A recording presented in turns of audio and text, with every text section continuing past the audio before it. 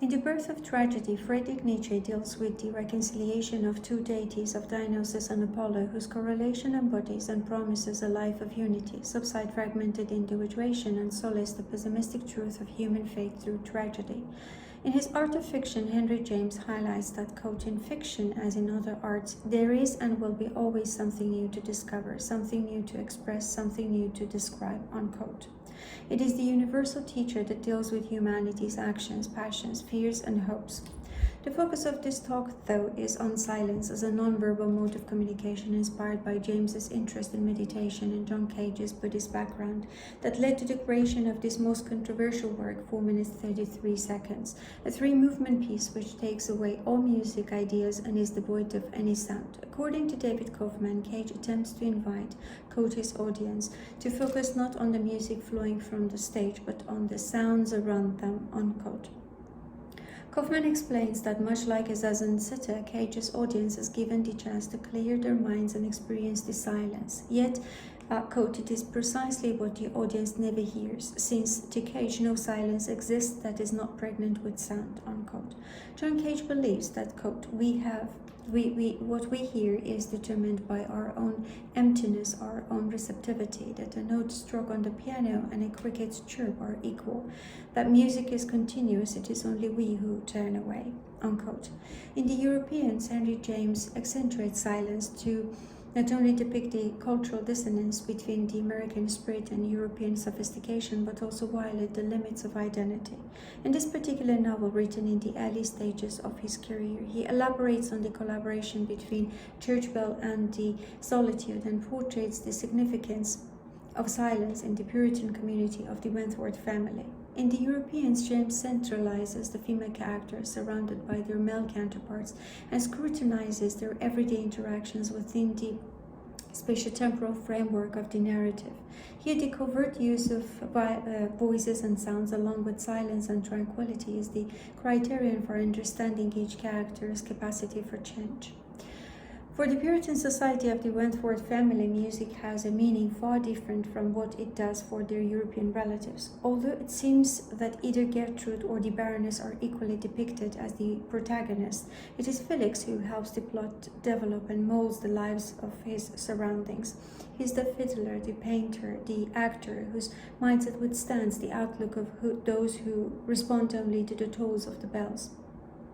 James juxtaposes the tolls, nature's soundscape, and silence to criticize the closed American society, aiming to reconcile them with their European counterparts. Mr. Wentworth seeks perpetual condemnation in silence. He is deeply afraid of change for its peculiar influence.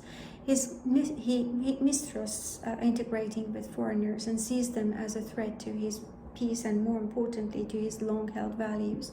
Others, such as Clifford, are compelled to keep silent. Charlotte aims to tranquilize Gertrude's abandoned imagination and repress it, since it has always seemed to her, quote, a dangerous and irresponsible faculty, unquote. But Gertrude applies silence to eliminate her positions. She enjoys, quote, the sense of being alone, the absence of the whole family, and the emptiness of the house, unquote, that fuels her imagination. She is against the difference that makes her people unhappy. She wonders if one should give parties, go to the theater, read novels, and keep up late hours to dispel what Felix calls a painful view of life, a general way of looking at life, to stop to look at it as a discipline, to look at it as an opportunity. Still, Gertrude's understanding of silence lies in her approach to the hermeneutic of obedience. She rises against the traditions and persists in achieving her dreams. She observes the world from a different standpoint, and silence gives her the ecstasy to do so. In the same fashion, the Baroness has chosen it as a mask to save her reputation and avoid isolation. She is afraid of being abandoned either by Prince Adolf, her husband, or her American relatives who have provided her with shelter and their generosity. For the Baroness, residence is the key to survival in the new environment. She desperately needs time to observe and comprehend her new surrounding. The young Miss Wentworth is appealing to any possible means to see the world, mingle with people, and abandon the old traditions and the tiresome routines people cherish in her place, whereas the Baroness dodges whatever would manifest the light, yet she is also afraid of being isolated. Through the spiral silence theory, Elizabeth Nolan Norman quote, explains how public opinion affects people's lives and behaviors, how it ensures social cohesion and contributes to the decision-making process, unquote. Rousseau refers to it as unwritten laws and argues that man, quote, first achieves the basic feelings of life through the perception of what others think of him, unquote. Nolan theorizes that to avoid isolation and its consequences, people cease stating views on controversial topics. The result is a spiraling process through which the dominant majority become louder, whereas the opposing minority become gradually silent. However, the process occurs mainly, quote, in connection with issues that have a strong moral component, unquote. Unlike the conformist characters in the narrative, Eugenia and Gertrude find refuge in silence and use it as a tool to embrace any tone that disturbs discord and harmony. And Felix is the medium for such a transition among the residents of this narrow, regulated society, helping them enjoy a self-realization experience.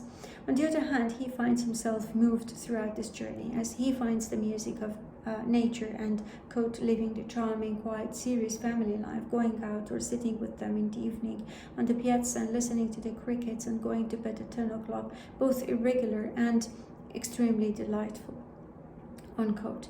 Henry James closes this plot set on an invisible musical layout by remarking that, quote, of all the young spirits interested in the event, none rose more eagerly to the level of the occasion, unquote, than Mr.